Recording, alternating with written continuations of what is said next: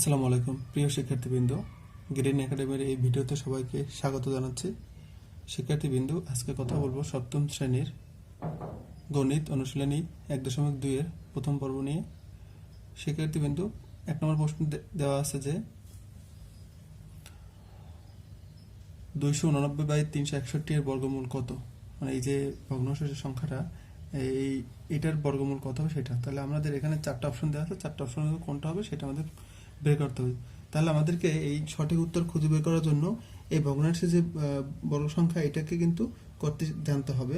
তাহলে প্রথমে আমরা একটা অংশ ধরে করব। যেমন প্রথমে আছে কত, 289 আছে। 289-কে আমরা বর্গমূল করব এবং এরপরে আমরা 361-কে করব। তাহলে কিন্তু আমাদের উত্তরটা পাবো। তাহলে আমরা জানি এই বর্গমূল করার ক্ষেত্রে প্রথমে জোর করে নিতে হয়। তো জোর নিলাম, কিন্তু এটা জোরবিহীন সংখ্যা, ঠিক আছে। তো এবার দেখি দুই তো জোড়বিহীন সংখ্যা। এই যে দুই এর নিচে বড় সংখ্যা কত আছে? 2 এর নিচে বড় সংখ্যা নাই, তো 1 আছে। তাহলে আমরা 1 নিতে পারি। তাহলে 2 থেকে 1 গেলে কত থাকে? 1 থাকে। তাহলে 1 এর ডাবল কত? 2। 1 এর ডাবল হচ্ছে 2, তো নিলাম 2। এরপরে আমাদের পরবর্তী জোড় সংখ্যাটা নামাবো। পরবর্তী জোড় সংখ্যা হচ্ছে 89।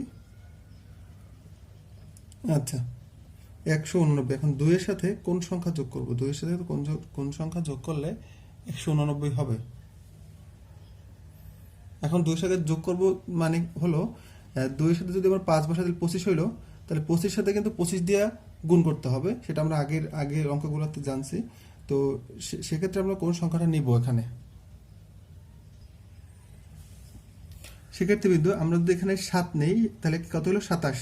তো 27-কে আমরা কত ধরবো? 27-কে আমরা 7 দিয়ে গুণ করবো, কারণ যে সংখ্যাটা নেব সেটা দিয়ে ওই সংখ্যাটা গুণ করতে হবে। তাহলে 27-কে 7 দিয়ে গুণ করলে কিন্তু 189 চলে আসে।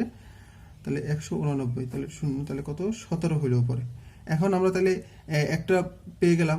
তাহলে আমরা কিন্তু পেয়ে যাচ্ছে যে উপরে 289। তাহলে মোটামুটি বোঝা যাচ্ছে কিন্তু এইটাই, যে উপরে 17 শুধু একটা সংখ্যা দিয়ে আছে, মানে একটা মানেই আছে। তাহলে এইটা কিন্তু উত্তর অনেকটা ধরা যায়, মানে আমরা অনেকটাই বুঝে গেছি। তো এরপর আমরা 361 যে সংখ্যাটা আছে এটাকে আমরা বর্গমূল করি। 361, তাহলে এটা প্রথম জোর করার ফলে 61 জোর, কিন্তু জোরবিহীন সংখ্যা। তাহলে আমরা যদি দেখি তো 3 এর নিচে সংখ্যা হচ্ছে 1, তাহলে 1 এর ডাবল হচ্ছে 2। তো 2 এর সাথে কোন সংখ্যা নেব? 2 এর সাথে যদি আমরা 9 নেই তাহলে কত? 29। তাহলে আচ্ছা, এবার খেয়াল করি যে এখানে 261। আচ্ছা, তাহলে এই 29-কে 9 দিয়ে গুণ করব। তাহলে 29-কে 9 দিয়ে গুণ করলে কিন্তু 261 চলে আসবে। তাহলে 29-কে 9 দিয়ে 261 চলে আসে। তাহলে আমরা কি পাইলাম? তাহলে আমরা পাইলাম হচ্ছে 17/19। তাহলে এই যে 17/19 সেটা কিন্তু উত্তর। তাহলে উত্তর কত হলো? খ। তাহলে এই খ নম্বর কিন্তু উত্তর। আশা করি বুঝতে পেরেছ। শিক্ষার্থীবৃন্দ, পরবর্তী প্রশ্নে দেখি যে 1.1025 এর বর্গমূল কত। তো এখানে 4টা অপশন দেওয়া আছে। 4টা অপশনের মধ্যে কোনটা সঠিক উত্তর, মানে কোনটা বর্গমূল সেটা আমাদের বের করতে হবে। তাহলে আমাদের প্রথমে এই দশমিকের বর্গমূল, দশমিক যে সংখ্যা এটা বর্গমূল বের করতে জানতে হবে। তাহলে আমরা যদি এটা করি তাহলে আমরা লিখতে পারি 1.1025। তাহলে এটাকে যদি আমরা বর্গমূল মানে তো রুট, তাহলে রুট দিয়ে লিখতে পারি।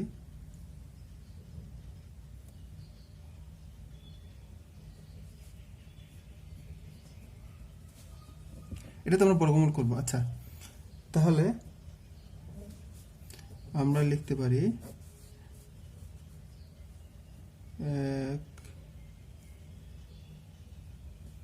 1.1025। আচ্ছা, তাহলে দশমিক কই গেল? তাহলে দশমিকের বদলে আমরা একটা 1 নিলাম, দশমিকের পরে 4টা সংখ্যা, সেজন্য 4টা শূন্য নিলাম।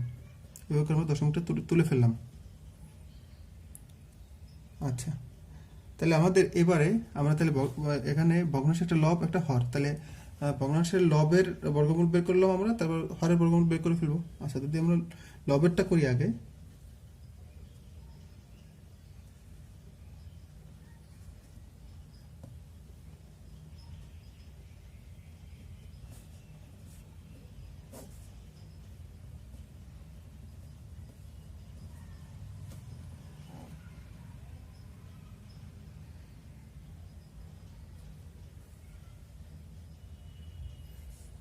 এটা করলে আমাদের আসে হচ্ছে 105।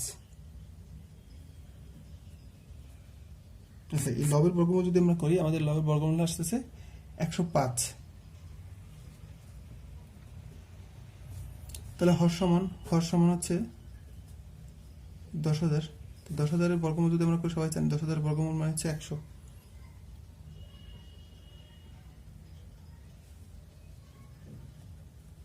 আচ্ছা, তাহলে আমরা কি পাইলাম? তাহলে আমরা পাইলাম হচ্ছে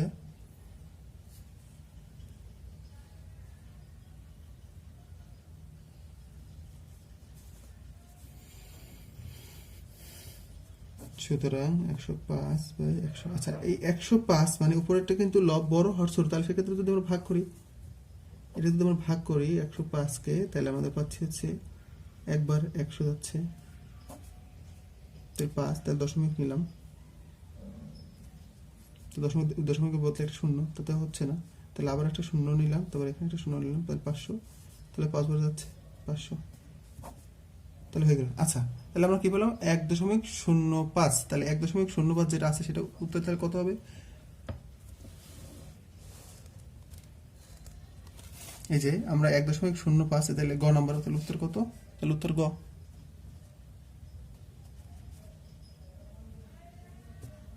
ওকে,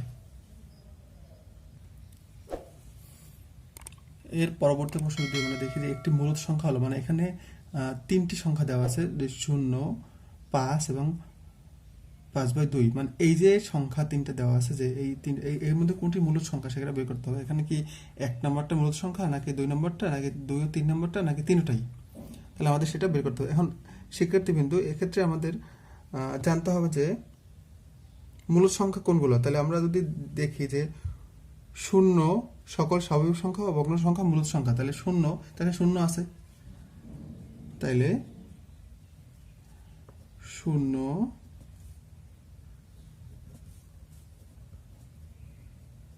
সকল স্বাভাবিক সংখ্যা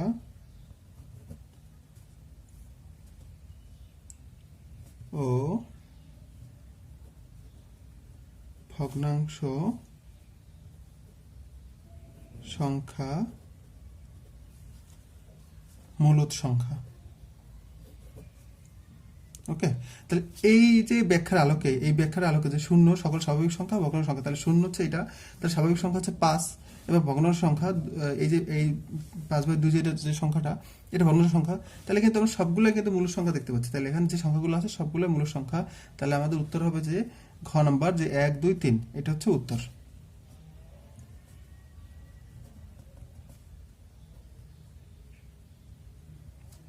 উত্তর হচ্ছে খ নাম্বার। ওকে শিক্ষার্থীবৃন্দ, পরবর্তীতে যদি আমরা দেখি যে দুইটি ক্রমিক সংখ্যার বর্গের অন্তর 19, মানে দুইটি ক্রমিক সংখ্যা তার বর্গের অন্তর হচ্ছে 19, মানে দুটি সংখ্যার পার্থক্য হচ্ছে 19, এবং এই তথ্য থেকে, মানে এই যে উপাত্ত থেকে 4 ও 5 নং প্রশ্ন উত্তর দিতে হবে। 4 নং প্রশ্ন হচ্ছে একটি সংখ্যা 10 হলে অপরটি কত, এবং সংখ্যা দুটির বর্গের যোগফল কত। তাহলে এই সংখ্যা দুটি আমাদেরকে, এই অঙ্ক দুটি আমাদেরকে ওই একটা উপাত্ত দিয়ে সমাধান করতে হবে। আচ্ছা, যদি আমরা করি, তাহলে একটি সংখ্যার বর্গ 10 হলে অপরটি কত। এখানে 4টা অপশন দেওয়া আছে। 4টা অপশন কি কি দেওয়া আছে? ক নম্বর হচ্ছে 12, খ নম্বর হচ্ছে 11, গ নম্বরে আছে 9, এবং ঘ নম্বরে আছে 8। তাহলে এটার মধ্যে কোনটা, মানে কোন সংখ্যাটা হবে? মানে একটি সংখ্যা যদি 10 হয় অপরটি কত হবে? তাহলে আমরা দেখি 10, তাহলে 10টাকে যদি আমরা বর্গ করি, তাহলে 10 স্কয়ার। আচ্ছা,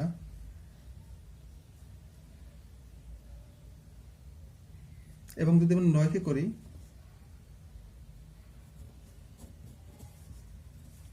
তাহলে এখানে কত? 100, আর হচ্ছে 81। আচ্ছা, এখন আমরা 100 থেকে যদি 81 বিয়োগ করি, সেক্ষেত্রে কিন্তু আমরা 19 পাচ্ছি। এখানে কিন্তু এটা বলা হচ্ছে দুইটি ক্রমিক সংখ্যার বর্গের অন্তর, তো বর্গ করলাম, বর্গের অন্তর হচ্ছে 19, তাহলে এটা মিলে যাচ্ছে। তাহলে এখানে উত্তর হবে গ নম্বর। তাহলে উত্তর গ। আচ্ছা, পরবর্তী প্রশ্ন, সংখ্যা দুটির বর্গের যোগফল কত? সংখ্যা দুটির বর্গের যোগফল কত? তাহলে আমরা বর্গ পাইলাম যে 10 স্কয়ার তাহলে 10, তাহলে 10 স্কয়ার প্লাস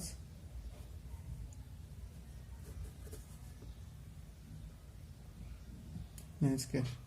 আচ্ছা, এখানে কিন্তু অপশন আছে, তাহলে অপশন যদি আমরা দেখি, ক নম্বর অপশন দেওয়া আছে 281, খ নম্বরে আছে 221, গ নম্বরে আছে 181 ও ঘ নম্বর আছে। তো এখানে আমরা এই যে 10 স্কয়ার প্লাস 9 স্কয়ার তাহলে 9 স্কয়ার, এই যে এইটা বর্গ করলে কত আসে, তাহলে 10 কে বর্গ করলে আসে 100 এবং 9 কে বর্গ করলে আসে 81।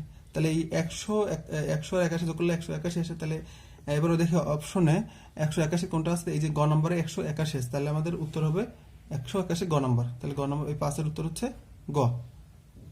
আশা করি সবাই বুঝতে পেরেছেন। ধন্যবাদ।